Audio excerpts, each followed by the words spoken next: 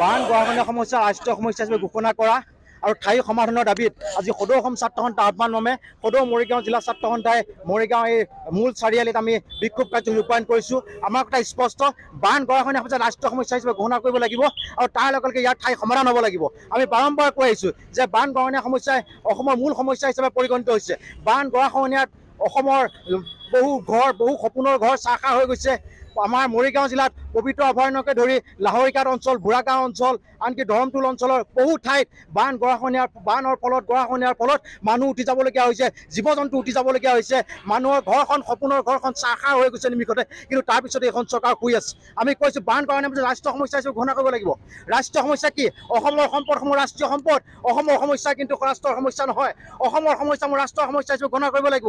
বেলেগ ৰাজ্যত বানপানী হ'লেই প্ৰধানমন্ত্ৰী ততালিকৈ যায়, হেলিকপ্টাৰ লৈ পেলাই তাত আৰ্থিক পুঁজি ঘোষণা কৰে, অমুক হাজাৰ কোটি, তমুক হাজাৰ কোটি। কিন্তু অসমত বানপানী হয়, অসমৰ মানুহ কুকুৰ মেকুৰীৰ দৰে উঠি যায়। অসমৰ মানুহে নাখায় নবৈ বানপানী কিন্তু নাখায় নবৈ দিন অতিবাহিত কৰিবলগীয়া হয়। অসমৰ ৰাইজৰ ঘৰ, সপোনৰ ঘৰখন নিমিষতে চাহখাৰ হৈ যায়, ছাত্ৰ ছাত্ৰীৰ সপোন নিমিষতে চাহখাৰ হৈ যায়। কিন্তু তাৰপিছতো এইখন চৰকাৰ শুই থাকে, অসম চৰকাৰ শুই থাকে আৰু বিজেপি এইখন কেন্দ্ৰীয় চৰকাৰ শুই থাকে। আৰু ৰাষ্ট্ৰীয় সমস্যা হিচাপে কিয় ঘোষণা কৰিব লাগে বুলি হিমন্ত বিশ্ব শৰ্মাই প্ৰশ্ন কৰে। এইকাৰণে ঘোষণা কৰিব লাগে যে অসমৰ মূল সমস্যা যে বান গৰাখহনীয়া সমস্যা, যিটো সমস্যাৰ ফলত কাজিৰঙা গড় নাইকিয়া হৈ যাবলগীয়া হৈছে, কাজিৰঙা জীৱ জন্তু বিপদাপন্ন হ'বলগীয়া হৈছে, পবিত্ৰ অভয়াৰণ্য জীৱ জন্তু বিপদাপন্ন হ'বলগীয়া হৈছে। বানপানীৰ সময়ত বন কৰ্মীসমূহ থকাৰ সুবিধা নাইকিয়া হৈছে। বন কৰ্মীসমূহে কিদৰে পবিত্ৰ ৰক্ষণাবেক্ষণ দিব, কিদৰে কাজিৰঙা ৰক্ষণাবেক্ষণ দিব? চাৰিওফালে কেৱল পানী আৰু পানী। কিন্তু সেই সময়ত প্ৰধানমন্ত্ৰীয়ে অসমৰ খা খবৰ ল'ব লাগিছিল।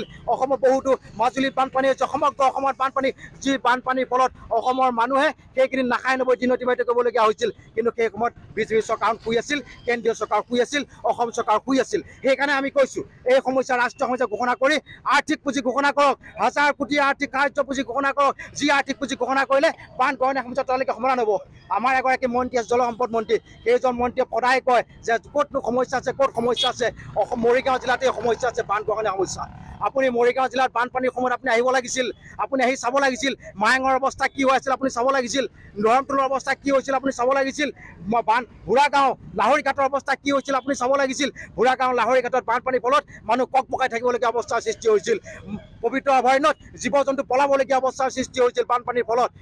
ধৰমটোলত মানুহ থাকিব নোৱাৰা অৱস্থাৰ সৃষ্টি হৈছিল কলংকপিলিৰ বাঢ়নী পানীৰ ফলত। কিন্তু এজন পিছজীৱিকা কয় ক'ত বানপানী হৈছে, তেখেতে আঁচনিৰ ওপৰত আঁচনি ঘোষণা কৰি আছে, কিন্তু সেই কামবোৰ নিয়াৰিকৈ হৈছে নে নাই সেই তদাৰক কৰিবলৈ তেখেতৰ সময় নাই। আমি কৈছোঁ অসমৰ বান গৰাখহনীয়া সমস্যাৰ ঠাই সমাধান হ'ব লাগিব, ঠাই ৰাষ্ট্ৰীয় সমস্যা ঘোষণা কৰি ইয়াৰ ঠাই সমাধান কৰিব লাগিব। আৰু যেতিয়ালৈকে অসমৰ বান গৰাখহনীয়া সমস্যাক ৰাষ্ট্ৰীয় সমস্যা হিচাপে ঘোষণা কৰি ইয়াৰ ঠাই সমাধান নকৰিব, তেতিয়ালৈকে আমাৰ সদৌ অসম ছাত্ৰ সন্থা কাৰ্যসূচী আমাৰ চলি থাকিব। আমাৰ কথা স্পষ্ট, বান গৰাখহনীয়া সমস্যা কেইজন কেন্দ্ৰীয় মন্ত্ৰীয়ে, আমাৰ প্ৰধানমন্ত্ৰীয়ে বান গৰাখহনীয়া সমস্যা ৰাষ্ট্ৰীয় সমস্যা ঘোষণা কৰক আৰু ইয়াৰ ঠাই সমাধান কৰক, অন্যথা কিন্তু পৰিস্থিতি ভয়ংকৰ হ'ব, সেই কথা স্পষ্ট।